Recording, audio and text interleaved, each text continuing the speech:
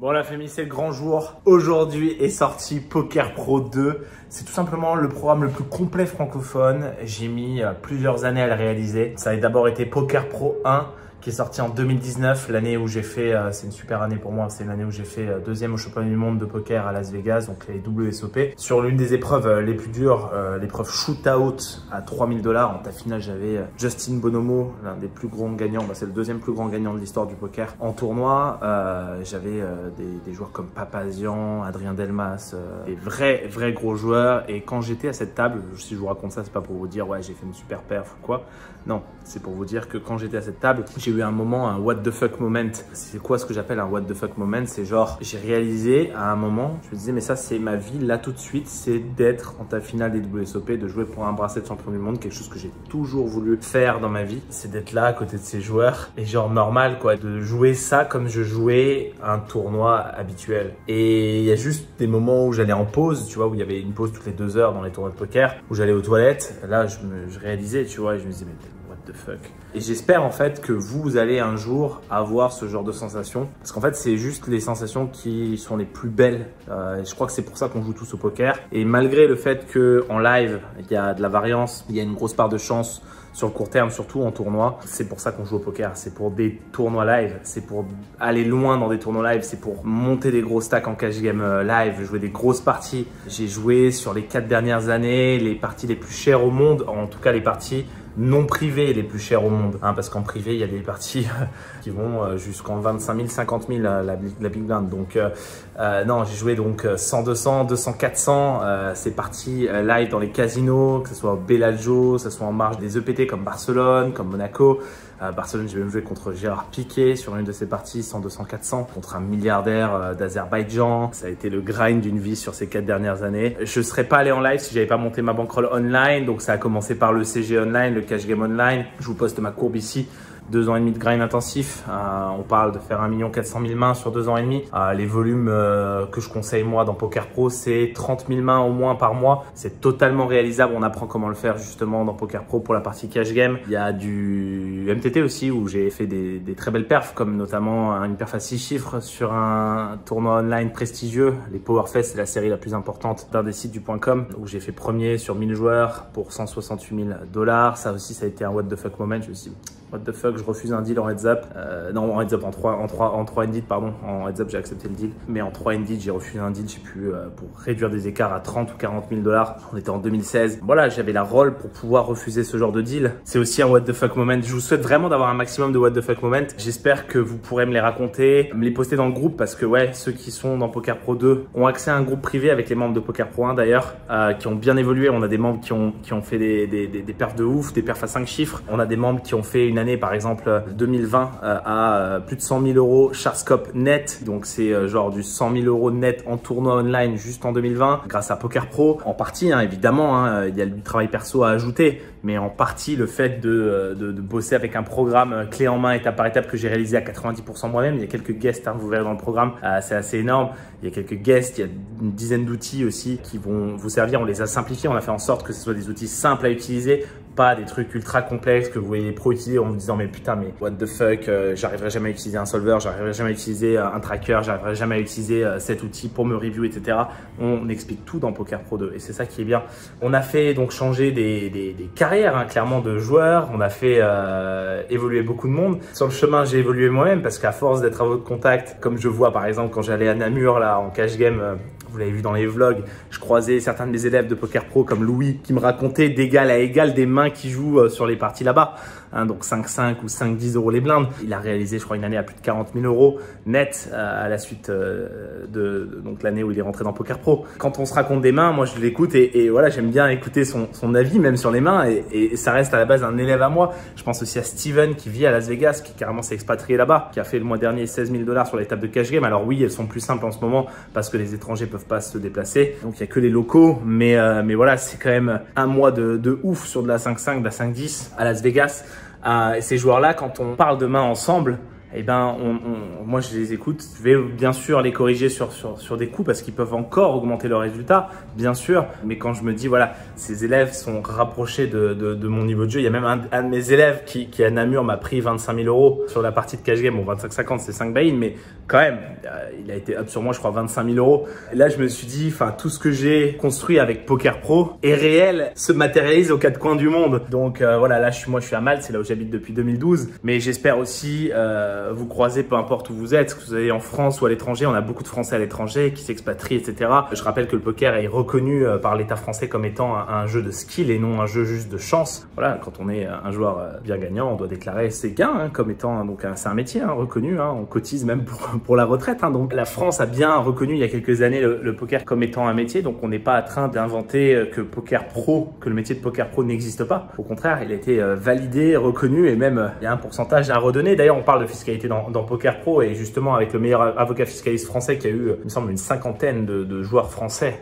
sous son aile pour gérer des dossiers justement de joueurs de Poker Pro. On est avec lui notamment dans le programme Poker Pro pour vraiment répondre à toutes les questions, pour pouvoir vraiment faire en sorte que votre plan et votre réinvestissement de gains se passe super. On parle de crypto-monnaie aussi. Moi, ça fait depuis mi-2017 que je suis dans les cryptos. En tout cas, réinvestir une partie de son argent, c'est important. Se diversifier est important. On peut pas tout garder en euros. C'est ne pas se diversifier que de tout garder en euros, en cash en euros. Donc voilà, il y a beaucoup de choses. On répond à pas mal de questions, notamment comment avoir un compte en banque à l'étranger de manière légale. Voilà, comment réinvestir ses gains, à quel moment retirer, combien, etc. C'est aussi ça dans Poker Pro. Bien sûr, il y a le GTO, le Game Theory Optimal. On va aller voir tout ce qu'il faut savoir par rapport au GTO sans vous obliger à aller vous-même travailler sur des solvers qui coûtent plus de 1000 €, qui sont ultra complexes à utiliser, qui demandent des PC et des ressources très puissantes. On vous prémâche le travail, on vous donne les résultats de ce que les solvers justement nous apprennent. Voilà, on vous prémâche clairement la partie GTO pour que vous puissiez utiliser des notions de GTO, avoir des bonnes notions de GTO dans vos parties et pouvoir justement rivaliser face aux meilleures règles. Encore une fois, le poker est un jeu où on gagne 90% de son argent en jouant exploitant à la plupart des limites que vous jouez et aux plus hautes limites face aux meilleurs joueurs, le GTO commence à devenir important, donc on a voulu l'aborder. On a même créé sur mesure un solver MTT pré-flop et un solver cash game pré-flop parce que on s'est rendu compte que donc 90% de l'élimination de vos tournois et de perte de cave en cash game est due à une erreur pré-flop. Souvent on me dit mais t'aurais fait quoi à la river, t'aurais fait quoi à la turn, mais en fait l'erreur a venu du pré-flop, il fallait pas faire ça pré-flop. Et en fait ces solvers très simples à utiliser, c'est-à-dire même ma sœur peut l'utiliser. Vous allez le voir dans les vidéos à suivre.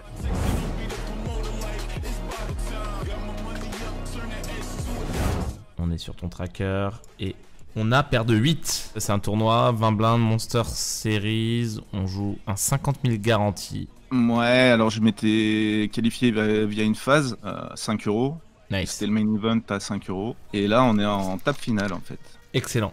Vas-y, je te laisse dérouler un petit peu la main. Bon, bah là, il y a le joueur numéro 3 qui est énorme chip leader. Bon, il y avait 11 000 K à la gagne. 11 000 K, ça fait beaucoup d'argent. Alors, 11 000 K, c'est quand même 11 millions, il me semble. Non, je veux dire à la gagne. 11K, tu veux dire. Pardon. 11K, ouais. 11K, ouais. 11 000 Parce que €. K, c'est 3 0 déjà. Mais du coup, 11 000 €, c'est déjà énorme. Ouais. 11 000 €, donc 50 € le buy-in. Ok, il y avait au moins 2000 joueurs là-dedans. Bah, il y avait plusieurs phases et tout ça, je sais plus trop. Ah ouais, au total, ouais, je pense que t'as dû avoir un bon 1500 joueurs, pas mal. Félicitations déjà d'être dans les 7 derniers. Ouais, bah, j'ai run comme Jésus, quoi. Comme Jésus. On l'espère jusqu'à la fin. On va voir ce coup. Bon, alors là, pression maximale, du coup. T'es assuré de combien à ce moment-là? 1000 €? Il me semble, ouais, 1000 ou 1005. Ouais. Ok, nice. Donc, bah voilà, le joueur numéro 3, là, il mettait la pression à tout le monde parce que bon, on voit qu'il y a joueur numéro 7 qui a 10 blindes. Et puis, il y a pas mal de stacks à 15 blindes, 16 blindes, là. Joueur 4, joueur 5. Et voilà, donc il peut mettre la pression à tout le monde, en fait. Ouais, c'est le chip leader, il est censé ouvrir une tonne de main, ouais. Voilà, il ouvre et tout le monde fold jusqu'à moi. Donc là, j'ai quand même bien réfléchi à savoir qu'est-ce que je devais faire avec la pression, etc.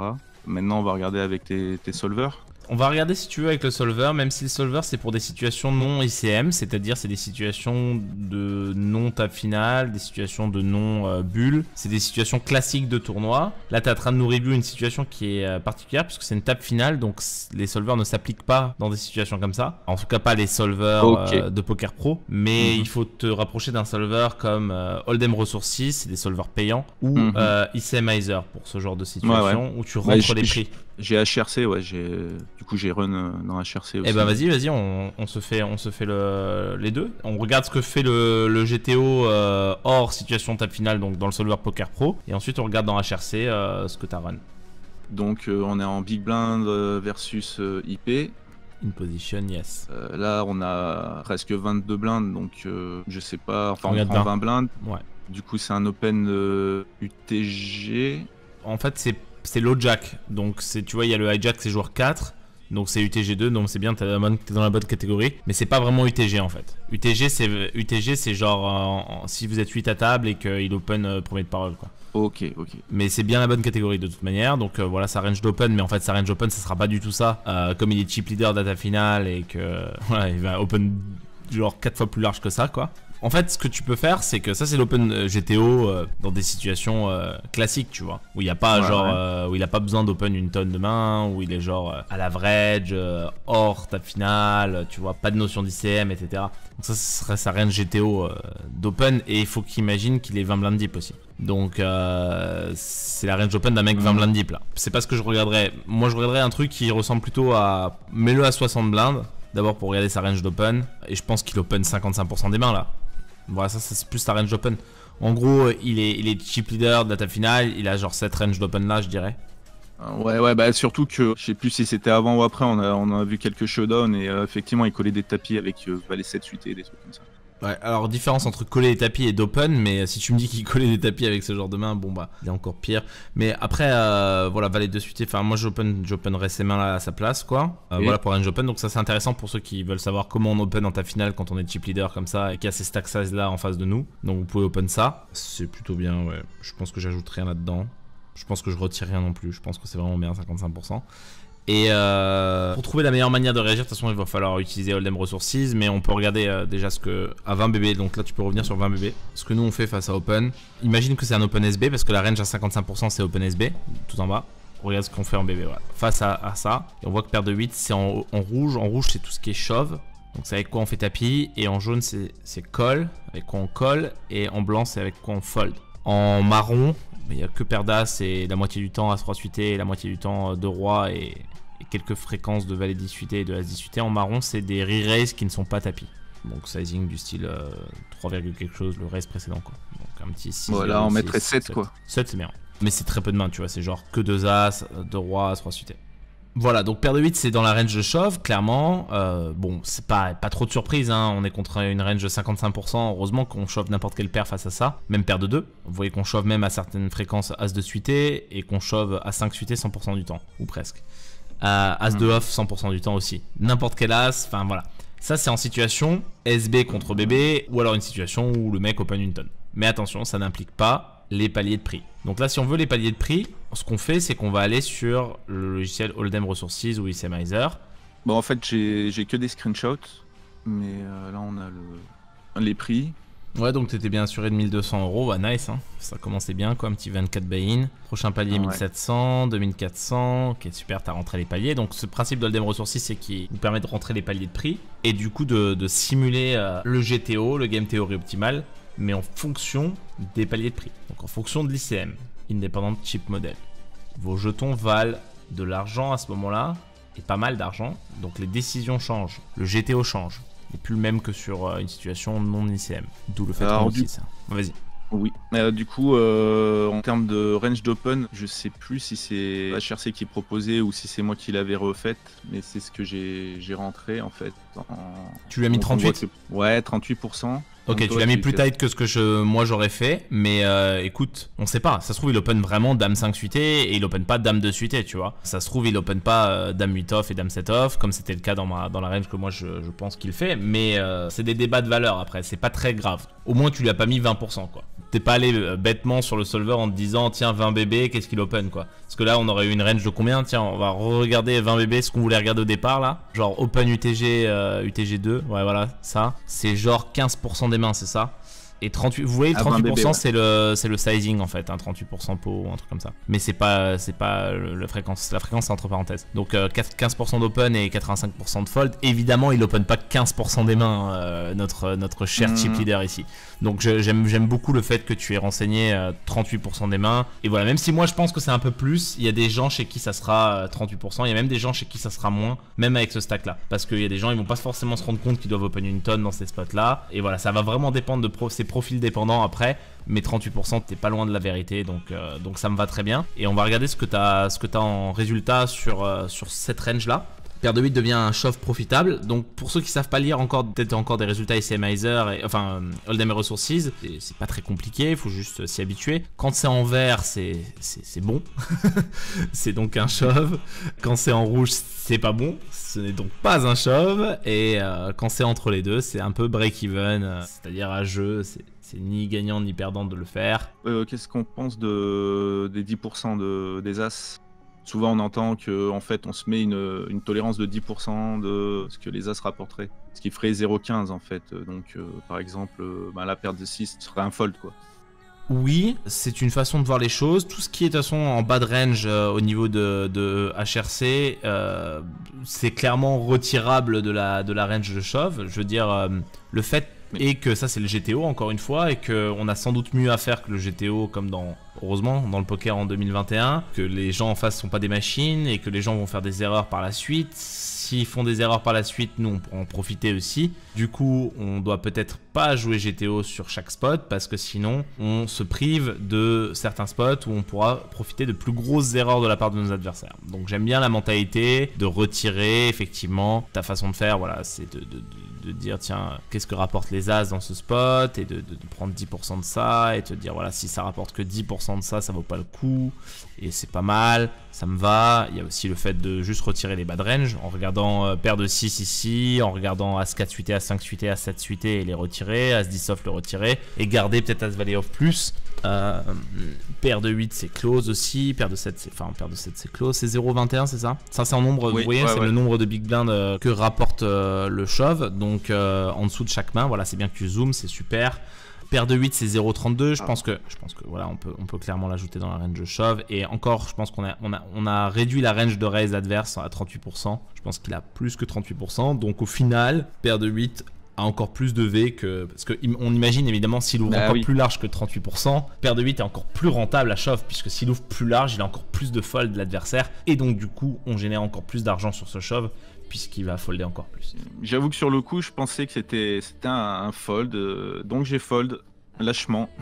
Mais c'est pas grave, je peux pas t'en vouloir d'avoir fold ici parce que y a plein de joueurs qui l'auraient pas fait. T'as réfléchi en termes de table finale, voilà, t'as pas le logiciel devant toi, c'est normal. On peut pas utiliser ce genre de logiciel pendant une table finale, donc c'est tout à fait normal. Y a pas de souci, et je sais pas comme si t'avais foldé paire de 10 ou paire de valet.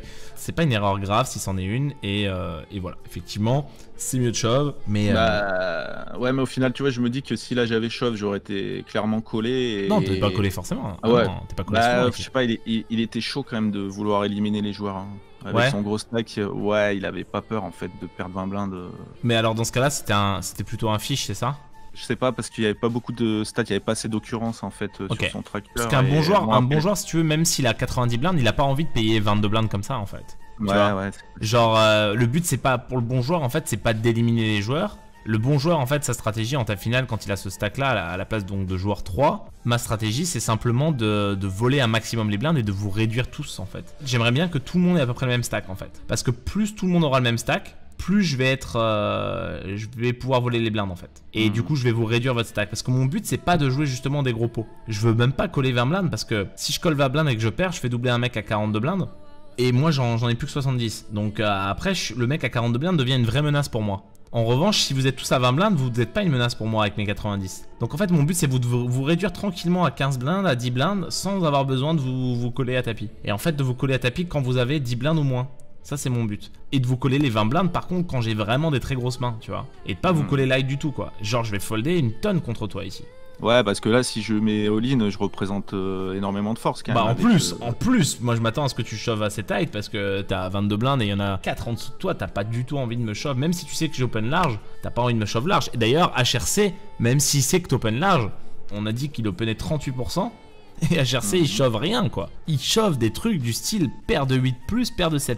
Tu vois, Dame 9 suité, ça sert à rien de regarder, hein, c'est 0-0-1, donc c'est break-even, c'est pas de j'échauve. Les trucs en vrai vert, c'est paire de 8+, As Valet+, As 10 suité+, quoi.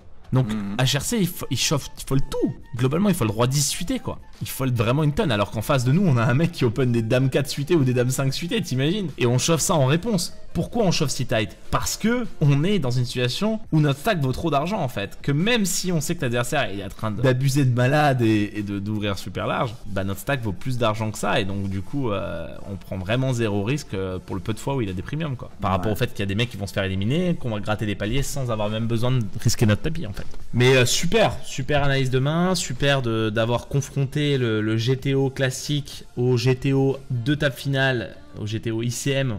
Voilà, super de confronter les différents outils et de rajouter à ça notre touche et notre façon de réfléchir. J'espère que ça vous a éclairé un petit peu sur les stratégies, de comment on voit les stratégies de table finale, comment on peut avoir des réponses même très précises, comme on les voit ici.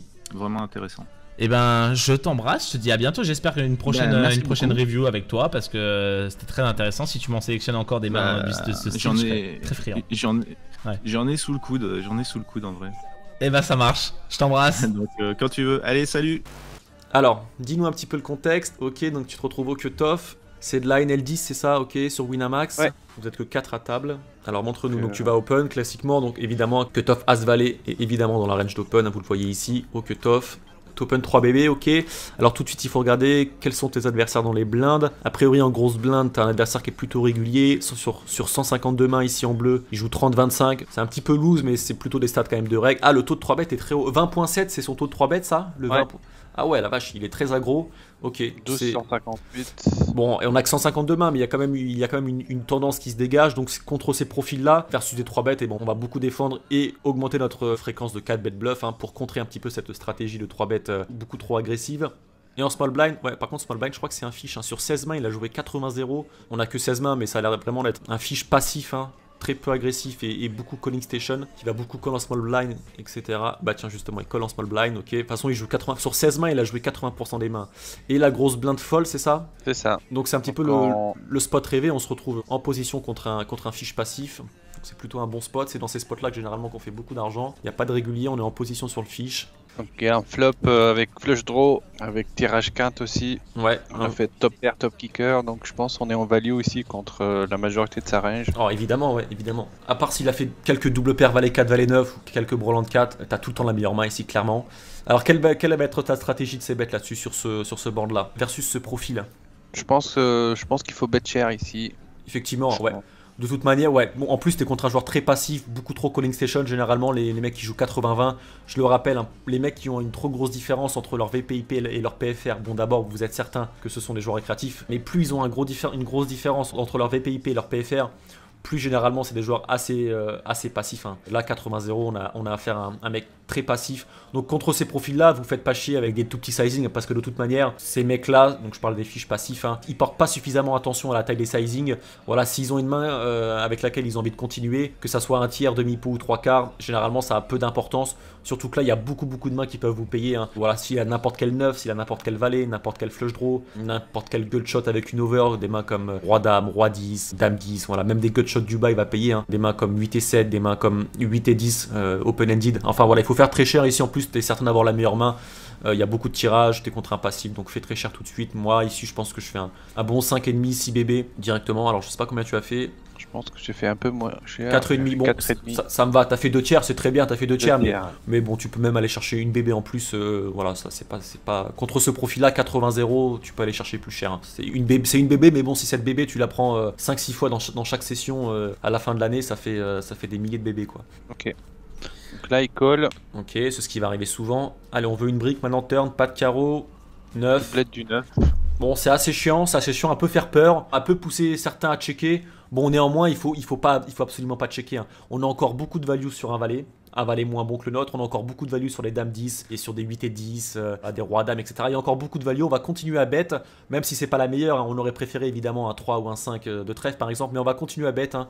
Ok, on est battu par un 9 maintenant, mais il y a encore beaucoup plus de mains qui vont nous payer. Enfin, je veux dire, entre les mains qui vont nous payer sur lesquelles on est en value et les mains qui vont nous payer sur lesquelles on se value cut, il n'y a pas photo, les mains sur lesquelles on a encore de la value, le nombre de combos est beaucoup plus gros. Ok. Yes. Alors, du coup, montre-moi le Là, sizing. tu préconises quel sizing Moi, je continue avec un 2 tiers. Hein. Je continue avec 12 bébés. Je continue avec 12 bébés. Voilà, les carreaux vont payer, les valets vont payer, les rois dames, dames 10 et 8, ça va payer. D'autant plus que si tu fais cher et que le mec te check raise, bon, t'es absolument certain qu'il a tout le temps le 9. Pourquoi? Parce que c'est beaucoup plus compliqué pour un joueur passif de check raise en bluff sur un gros sizing que sur un petit sizing. Évidemment, sur un petit sizing, ça lui coûte moins cher de tenter un bluff. Alors que tout de suite, si on fait un gros sizing, ça devient beaucoup plus compliqué pour lui de check raise en bluff. Donc en plus, on se protège un petit peu. C'est pas tout le temps vrai, mais on se protège un peu plus contre les check raise bluff. Et puis comme je l'ai dit, hein, ce profil là, voilà, 8 ou 12 bébés, de toute manière 8 ou 12 bébés, s'il a un valet, les carreaux, dame 10, roi dame, ça va payer sans problème. Et puis si nous check raise, bon, ces mecs là généralement ça check raise très peu en bluff. Les check raise sont trop orientés value, donc si check raise, je pense qu'on a un fold tranquille. Après ça va dépendre du sizing, mais montre-moi ce qu'il fait. Il colle. Il colle, ok. Et les pas de carreau, l'as, ok. Alors là c'est pas terrible dans le sens où ça peut lui faire peur, bon tu me diras, ça peut lui faire peur oui et non, ça peut lui faire peur s'il avait vraiment un valet très mauvais comme des valets 5, valets 6, etc. Les petits valets suited, il va être capable de les folder facilement, les gros valets comme valet 10, valet dame, il va jamais les folder.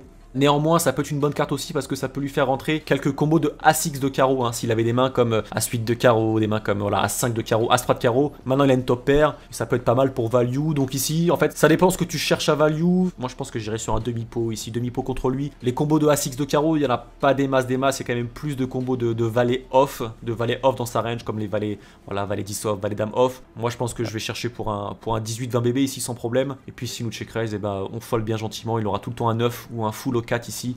Ok, tu fais 16, ça me va, moitié pot. Ok, c'est bien. Et bon, et bah t'as check raise. Ouais, t'as un fold assez tranquille. Faut que tu saches que t'es l'open raiser, t'as mis 2 barrels et tu mets un 3ème barrel sur cette as là. C'est toi qui as le contrôle de l'agression. Toi, t'es pas du tout capé. Hein. T'as le droit d'avoir dans ta range tout ce qui est full au valet, tout ce qui est valet 9 suited, tout ce qui est full aux as, même des as 3 de carreau par exemple. Donc t'as le droit d'avoir bien touché ce board. Faut que tu te mettes à sa place. Hein. Lui, il a subi 3 fois des barrels. Tu continues à barrel sur l'as, tu représentes beaucoup de force. C'est compliqué à lui, c'est compliqué pour lui ici de check raise en bluff. Hein. Ici, donc comme je le disais, t'es pas du tout capé. T'as énormément de nuts dans ta range, t'as pas mal de full dans ta range, notamment avec cette paire d'as river. C'est très compliqué pour lui de check raise en bluff ici. Même un as de carreau, hein, s'il avait as 5 de carreau, il va jamais check raise. Il a trop peur des 9, il a trop peur que t'aies un full au valet, full au 4. Donc ici, tu dois folder bien gentiment. En plus, comme on l'a dit, c'est un profil très passif qui n'arrive pas suffisamment à check raise en bluff. Ok, parfait. Je pense que tu l'as joué de la meilleure des manières, tu as mis 3 barrels clairement en value, tu t'es fait check raise river par un profil passif qui a pratiquement aucun bluff dans ce spot là, donc t'as un fold gentil, il a juste défendu, voilà, il a défendu une main comme dame 9, comme roi 9 pré-flop, il a fait brawl en turn et il a check raise river bien naturellement, et peut-être la seule erreur c'est le sizing au flop. Sizing, flop et turn. T'aurais pu aller chercher un peu plus cher, mais le principal c'est que t'as réussi à bet avec des gros sizing quand même si t'aurais pu être un peu plus gourmand, mais c'est déjà très bien. On va regarder ce qu'on fait avec Roi 7 suité. Attends, je vais regarder mon solver. Le solver de Poker Pro 2. BVB, on est très deep encore une fois. Voilà, on va regarder 40 BB. Un Roi 7 suité va peut-être dans la range de raise, je pense. Mais non, moitié du temps à peu près. Ou 40% du temps raise et 60% du temps limp. Donc ça me va. Le limp me va. Voilà, mais on voit que Roi 7 suité peut faire les deux. Alors qu'à partir de Roi Valet suité, on raise, hein, vraiment, clairement. Et avant ça, avant Roi 7 suité, on va limper principalement. Hein. C'est que des limps en dessous. Donc par exemple, pour ceux qui raisent Roi 2 suité ici, c'est une erreur. Genre Roi 9 suité, je raise, Roi 10 suité, je raise. Ouais, écoute, c'est Roi 9 suité, il mixe 50-50 le solver, limp et raise, Roi 10 suité, limp et raise, voilà. Vous voyez, hein, quand même, pour ceux qui savent pas, hein, mais en bataille de blinde plus aussi deep, on fold très peu. Hein. On fold 12% du temps. Donc on regardez ce qu'on fold, c'est les cases en blanc. Donc on fold 9 et 3 off, 9 et 2 off, 8 et 2 off, voilà ce qu'on fold. Hein, les cases en blanche. 10 et 2 off, on limp moitié du temps, on fold l'autre moitié du temps. 9 et 4 off, on limp moitié du temps, on fold, tu vois. Et j'ai envie de vous dire sur le point .fr, comme ils vous punissent pas assez, parce que face à ça, ils doivent en fait raise une tonne, en fait, eux. Mais ils le font pas. Et ben comme ils le font pas, je crois que vous pouvez limper tout. En manière exploitante, vous pouvez sortir du GTO, on se base sur une barre, au poker on se base sur une base GTO pour le préflop, Game Theory optimale, donc qui est là, et on va exploiter ensuite. On va exploiter les tendances. Voilà, on a SB Kill Limp, il doit raise tout ce qui est en orange là, face à SB Kill Limp, si je me trompe pas. Non, attends, SB Kill Limp, ça c'est SB Kill Limp. On veut juste la réponse à SB Kill Limp. Voilà, il doit raise 44% à 5 SB, donc à 2,5 de plus, donc ça veut dire à 3,5 en fait. Évidemment, il n'y a pas de fold, puisque le gars a limpé en face, donc on est dans la situation où SB a limpé, donc Cédric a limpé. Qu'est-ce que bébé doit raise? Il doit raise tout ça. Donc il doit rester tout ce qui est en orange, etc. Et les mecs restent pas assez. Ils restent pas les 10 et 5 off la moitié du temps. Ils restent pas les 10 et 8 off. Ils restent pas les valets 9 suités. Ils restent pas les 6 et 2 suités, les 7 et 2 suités. Ils restent pas les... Tu vois, ils font pas ces raises à 9 et 2 off, tu vois. Ils les font pas. Et comme ils les font pas, bah donc du coup, vous pouvez vous limper les mains et profiter de la cote en fait. Limper même des 7 et 2 off, des 7 et 3 off et profiter juste de la cote en fait. Profitez juste de la cote qui vous est offerte en complétant une demi-blinde. Donc 2 As, small blind, ok. Bon, évidemment, ça c'est dans les tableaux d'open, vous vous en doutez bien. Donc, ok, t'open 3 bébés, donc évidemment, je mets la range small blind, allez ici. Dans le solver, il la met aussi en stratégie de limp. Vous pouvez la limp re-raise également. Ah bah non, limp raise est là. Ah oui, d'accord, mixed stratégie, ce qui est ici, donc cette couleur-là. Ça veut dire que tu peux soit l'open, soit la limp re-raise. C'est toi qui décides. Tu peux directement la raise, tu peux directement la limp pour la limp re-raise. Voilà, tout simplement. Tu peux faire les deux. Cette stratégie-là, ça va dépendre du profil de ton adversaire. Si c'est un profil qui est pas bluffy, etc., qui est très passif, on va directement la raise, on va pas manquer de value. Parce qu'il va trop souvent check back, jamais trop peu souvent isolé en bluff avec des mains pourries comme des 9 et 4 off par exemple. Donc contre ces profils là très peu bluffy, on va directement la raise. Contre des profils beaucoup plus agressifs, notamment contre des règles, etc., ça peut être une bonne stratégie de la limp re-raise pour essayer de lui faire des bêtises en isolant des mains qu'il ne devrait pas isoler. Ok. Donc il a call, d'accord, c'est quoi le profil du gars? Bon, il joue 41-22, 0% de 3 bêtes, ok, bon, on est sur un profil fiche apparemment, d'accord. T'es sur un board très connecté, alors ici t'as deux stratégies, c'est un board qui est vraiment mauvais pour ta range. Enfin, préflop t'avais, bon, évidemment préflop t'avais clairement un avantage de range et de nuts, vu que tu t'es pas fait 3 bêtes. Arriver sur ce board, c'est beaucoup plus discutable. Je pense que t'as encore un avantage de range et de nuts, mais il est quand même très léger, surtout contre ce profil-là qui 3 bêtes pas beaucoup, parce qu'effectivement il peut même avoir Broland 10 en défense ici. Ce profil-là va pas tout le temps 3 bêtes paire de 10 ici, s'il a 0% de 3 bêtes. Il peut inclure 2-10 dans sa range de simple de défense, tout simplement en bébé versus ce small blind. Donc du coup, bah, ici, les avantages se sont redistribués dans le sens où il y a pas mal de double paires, 10 et 6 suited, 10 et 7 suited, 6 et 7, etc. Il a, je pense, les 16 combos de cannes floppées. Je pense qu'il défend les 4 combos de 8 et 9 suit et les 12 combos de 8 et 9 off. Donc il a 16 combos de cannes floppées, il a pas mal de combos de double paires. Donc on aurait pu espérer un board meilleur pour cette paire d'as. Malheureusement on tombe sur un board assez compliqué. Sur ces boards là, en small blind on va avoir une grosse stratégie de check. Pourquoi? Eh bien parce que comme j'ai pu le dire, c'est un board qui redistribue complètement les avantages. Et généralement quand on est hors de position sur un board qui redistribue complètement les avantages, on préfère plutôt checker pour check call.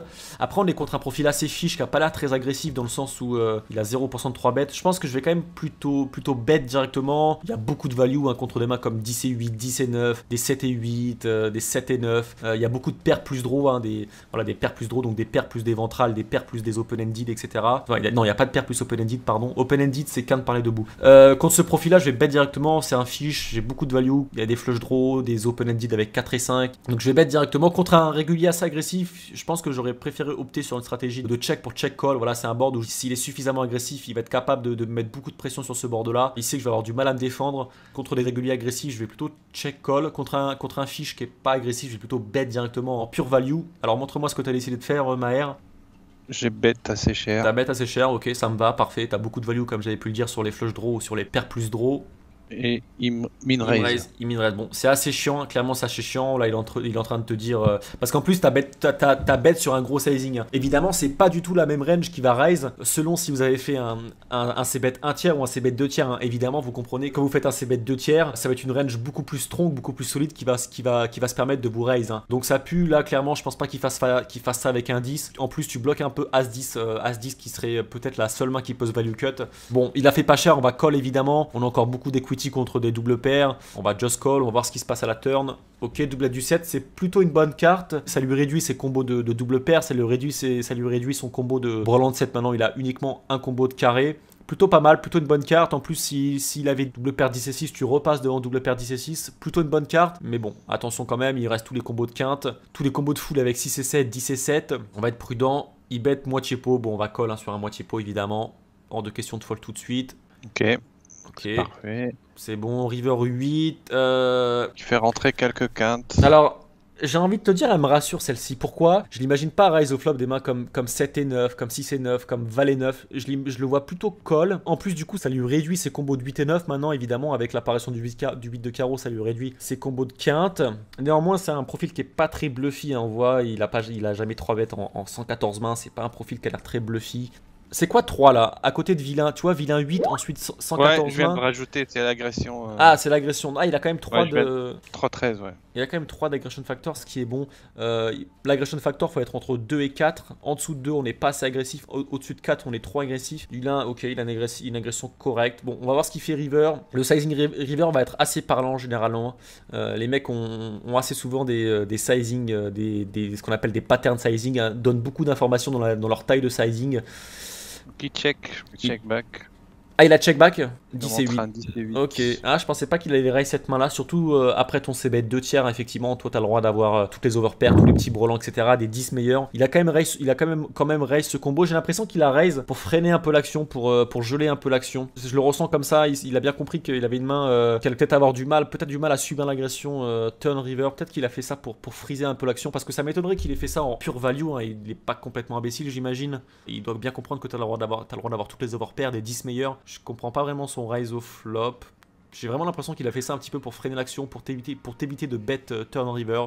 Alors river. La question river, est-ce qu'on peut call s'il bet encore river ou pas? Ça va dépendre. Alors déjà d'une, ça va dépendre de son sizing évidemment.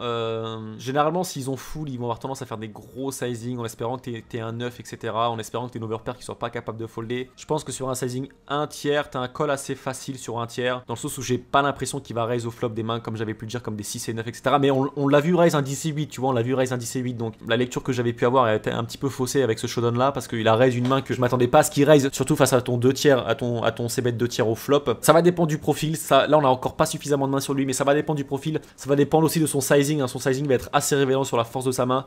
Donc là comme ça, je pense que sur un petit sizing tu peux call, sur un sizing 1 tiers tu peux call. Il va avoir encore quelques value cut avec des 10, etc. Des double paires 10 et 6, 10 et 8 qui se value cut. Par contre sur un très gros sizing, généralement ça pue, hein. Ça pue le full. Ça pue le full. Ok. Ok, parfait, merci bien. Ici, tu vas pouvoir fold globalement, on va regarder. On va utiliser notre solver cash game from Poker Pro 2 en avant-première. Donc on va simplement regarder que le relanceur initial, il est early position. On appelle ça chez nous EP. Sa range de raise, c'est ça.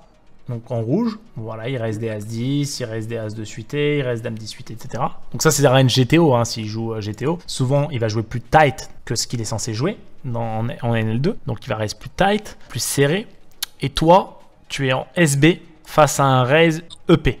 Donc tu regardes dans SB, Defend versus One Raiser. Tu vois, versus Raise First In, ça veut dire premier raise. Toi, tu es en SB, tu veux voir ce que tu défends face à qui? SB versus Bouton? Non. Puisqu'il est en début de parole. SB versus Cutoff? Non. SB versus MP? Non. SB versus EP?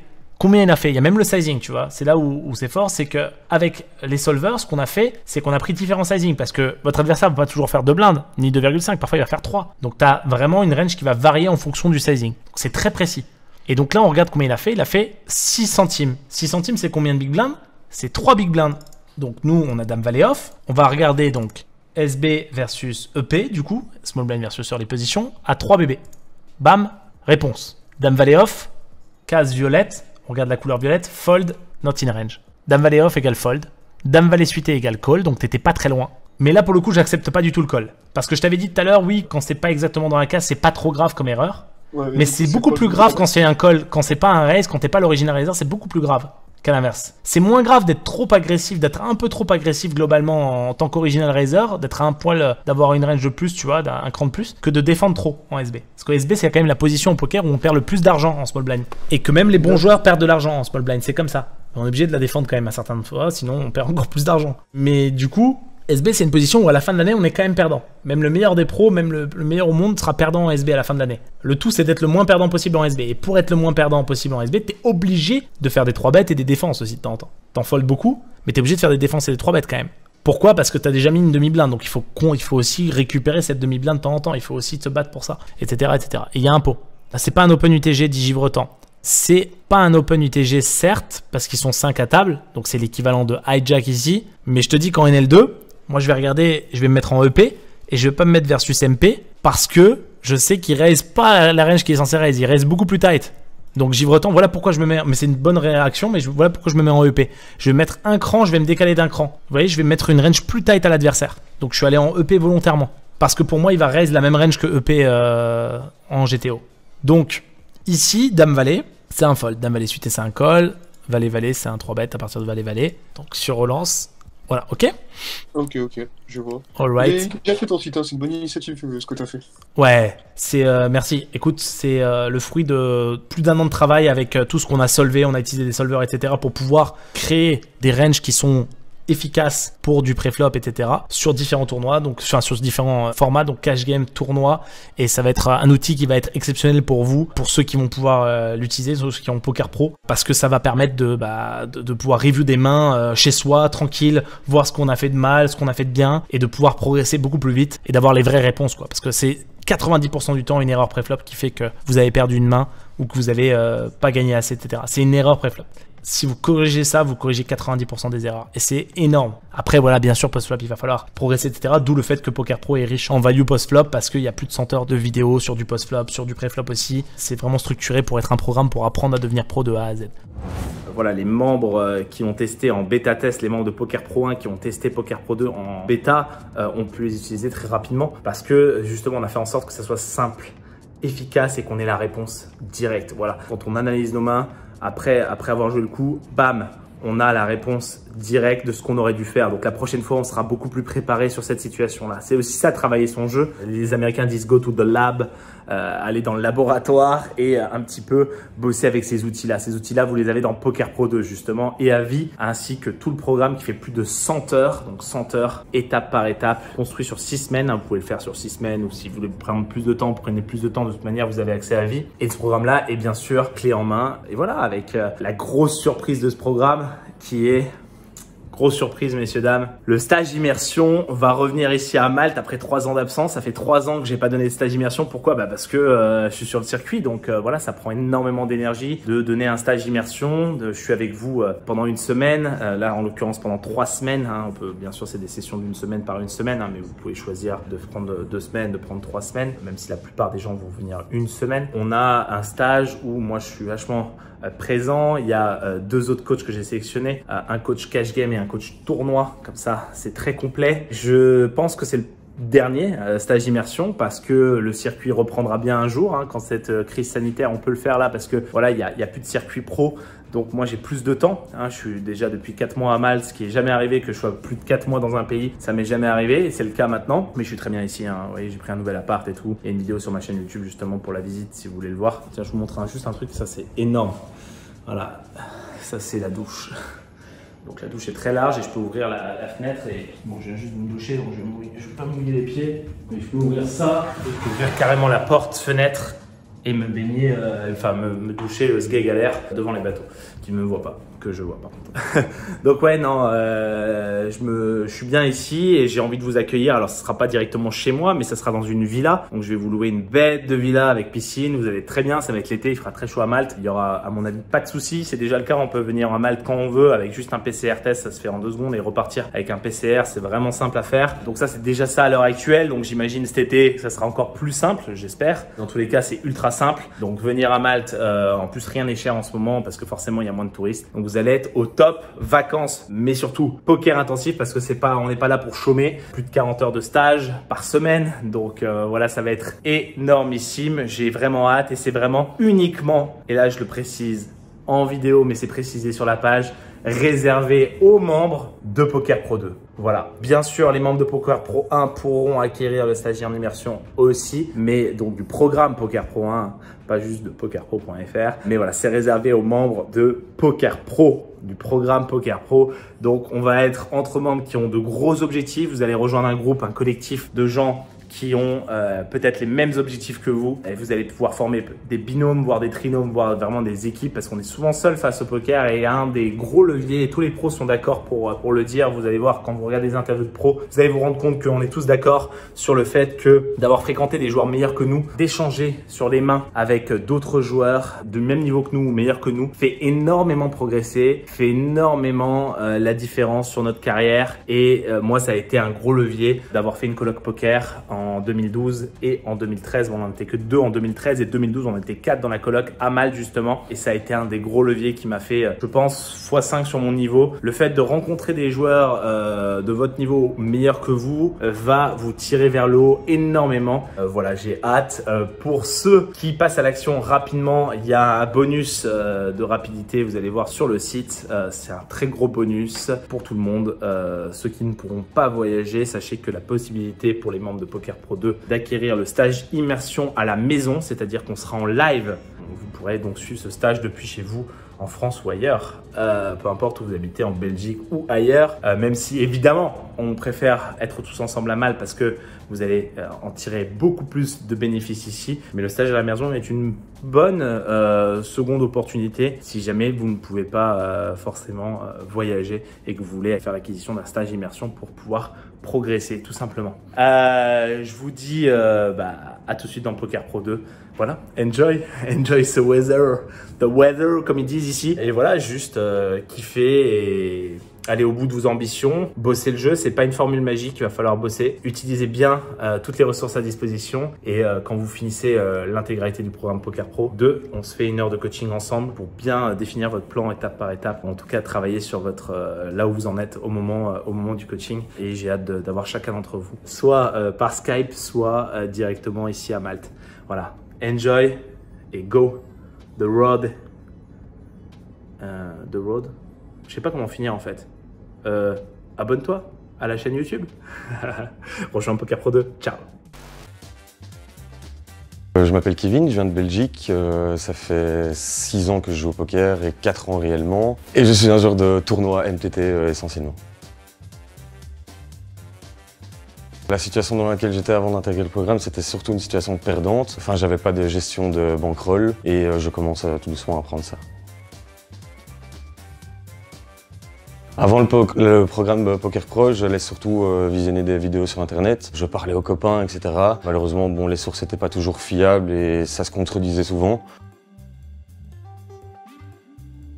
Quand je suis rentré dans le programme Poker Pro, j'ai su vraiment appliquer ces conseils qu'on me donnait à la lettre et j'ai vu une réelle augmentation dans mes chiffres de gains et dans les performances que je faisais et ça m'a motivé simplement. Au niveau de la gestion de la bankroll, ça m'a aidé vraiment à construire quelque chose et à pas... avant je mettais 10 €, je jouais 10 €.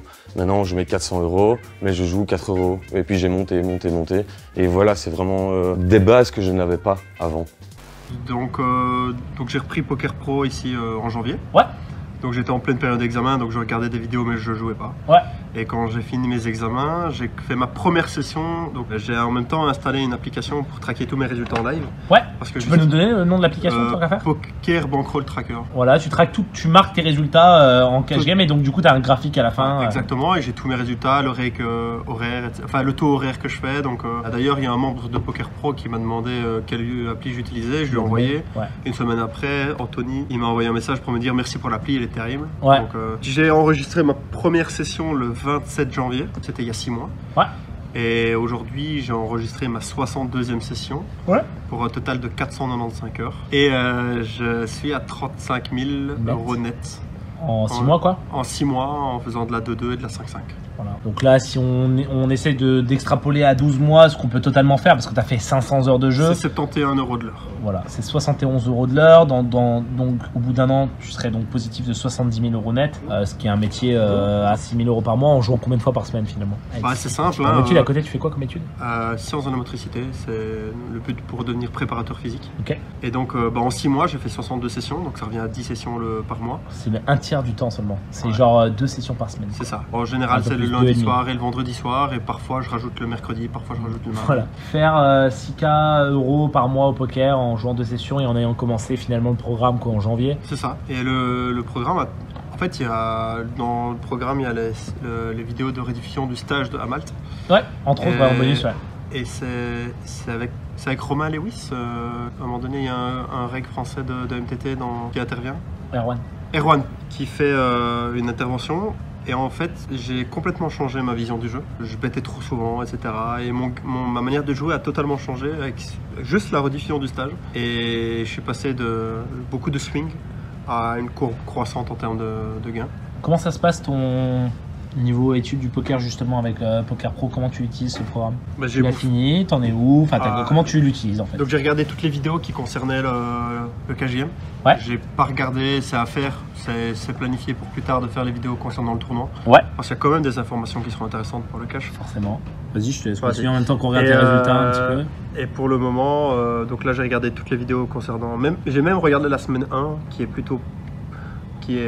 On dit qu'on peut la skipper si on joue depuis un moment, mais j'ai quand même regardé la semaine 1 qui concerne vraiment les bases du poker et j'ai beaucoup travaillé la partie sur le mental parce que c'était un leak que j'avais au niveau du mental. Toutes les semaines en fait, vu que c'est organisé en fonction par thème, il y a encore quelques vidéos, mais voilà, concernant par exemple la fiscalité en France, vu que je suis belge, c'est pas une vidéo qui m'intéresse grandement, mais bon, je la regarderai pour l'information. Et tout ce qui concerne les tournois, je vais pas regarder, mais ça peut être intéressant. On peut y choper des infos, même si c'est pas mon jeu, vu que je suis joueur de KJM. Qu'est-ce que tu dirais qui t'a le plus apporté dans Poker Pro?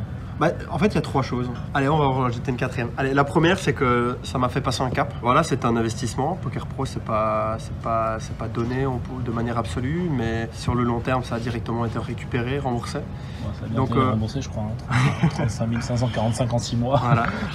Donc, déjà, le fait de se dire, ok, je prends cette formation-là, c'est Poker Pro, c'est une formation pour passer pro, ça m'a fait passer un cap. J'avais encore des doutes quant à mon avenir. Est-ce que je voulais devenir pro? Est-ce que je voulais travailler après avoir fini mes études? Et là, j'ai décidé que je passerais pro de poker. Donc et là, ça a les été un études, cap. finalement... Voilà, je l'ai fait pour le principe. Pour le principe. Pour parce finir, que ouais, voilà. Ça fait 7 ans que je suis à l'université, j'ai quand même envie de terminer, pas envie d'arrêter en cours de route, c'est pas mon genre d'arrêter en cours de route. Ensuite, il y a le Yo in Your Pocket. Donc c'est toutes les vidéos qu'on peut utiliser sur place qui sont faites pour nous donner des conseils sur place. Il y a des conseils quant à la préparation avant une session, des conseils que j'écoute. En fait, à chaque session, chaque fois que je viens à Namur, je revois, il y a une vidéo qui dit que tu es sur le trajet de ton cash game et il y a plein de conseils qui sont donnés. Et je les réécoute à chaque fois, je mets mon écouteur et sur la route, j'écoute ça. Ensuite, il y a toute la partie sur le mental qui est très intéressante. Et je pense que c'est les notes pour toute personne qui n'a jamais eu d'encadrement d'un point de vue préparation, coach mental, etc. Et dernièrement, comme je l'ai dit, il y a la vidéo de rediffusion du stage où il y a le concept pourquoi est-ce qu'on bête, dans quelle situation est-ce qu'on bête. Je ne vais pas trop développer d'un point de vue technique ce qu'il y a dans la vidéo. Ça a changé mon approche du jeu. Voilà, mes stats, elles ont complètement changé. En termes de tracker, ça a changé. Mes résultats, ça a changé. En fait, par exemple, avant, j'avais une courbe de showdown qui était nulle et c'était ma courbe de non-showdown qui était en value. Et ça a fait l'inverse. Tu gagnais des coups en bluff, quoi. Exactement. En forçant un petit peu le game et au final, ça rentabilise clairement moins que de simplement value et de faire des choses précises que tu fais maintenant et qui font que tous les soirs, tu gagnes pas tous les soirs. Non, j'ai 82% de sessions gagnantes. Donc ça veut dire une fois sur 5 tu perds et 4 fois sur 5 tu gagnes. Exactement. C'est quand même assez agréable par rapport au tournoi de manière générale parce que toi t'es genre de cash game, c'est quand même moins de swing sur le court terme. Alors certes tu vas pas gagner 10 000 € en un soir, quoique ça t'est presque arrivé récemment. Mais avant d'avoir ça, t'as dû cravacher parce que tu peux pas accéder à ce genre de choses. Déjà t'aurais pas eu la rôle et le niveau de jeu pour pouvoir jouer cette partie. Clairement. Le truc c'est qu'aujourd'hui t'as monté... C'est entre 100 et 200. Voilà, j'ai pas envie de donner forcément tous les détails exacts. Mais en gros, du coup, ça te permet de jouer des parties où même si demain tu as 5 000 € devant toi ou 10 000 € devant toi, c'est bon. Mais ça prend du temps à monter ce genre de choses. Un jour, j'ai décidé, tiens, j'avais 10 000 € et je me suis dit 10 000 € c'est ma rôle. Donc j'ai eu la chance de ne pas devoir passer par la montée de bankroll pour les toutes petites limites. La plupart de mes résultats ici en live qui ont été montrés, c'est de la 2-4 ou de la 2-2, de la 5-5. Et la table ici à Namur, qu'elle soit 2-4, 2-2 ou 5-5, c'est souvent les mêmes personnes. Et ça change pas grand chose en fait. On est plus deep, on a plus d'argent devant nous, mais on joue les mêmes personnes et souvent de la même manière, qu'on soit en 2-2 ou en 2-5 ou enfin en 2-4 ou en 2-5-5. Au début, j'ai regardé beaucoup de vidéos. Ouais.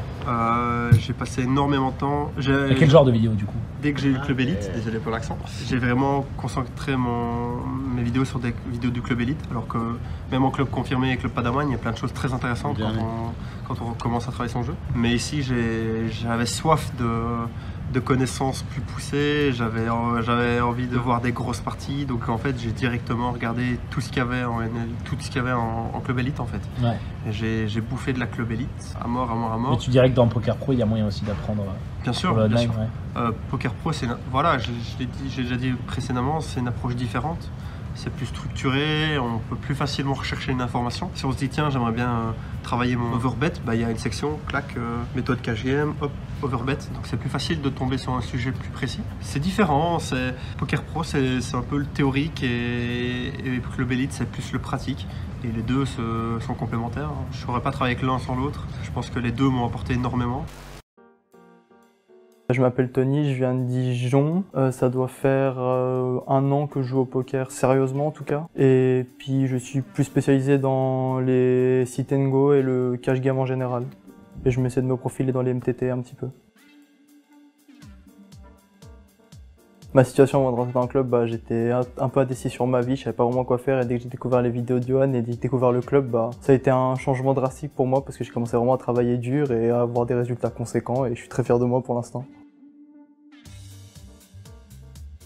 La solution que j'avais, c'était de regarder des vidéos sur YouTube, mais même des gens qui étaient, je pense, pas très forts. Et j'essayais de reproduire ce qu'ils faisaient, mais j'étais quand même perdant sur le long terme, même si des fois je gagnais. Et puis après, j'ai découvert Johan et ça a été tout seul.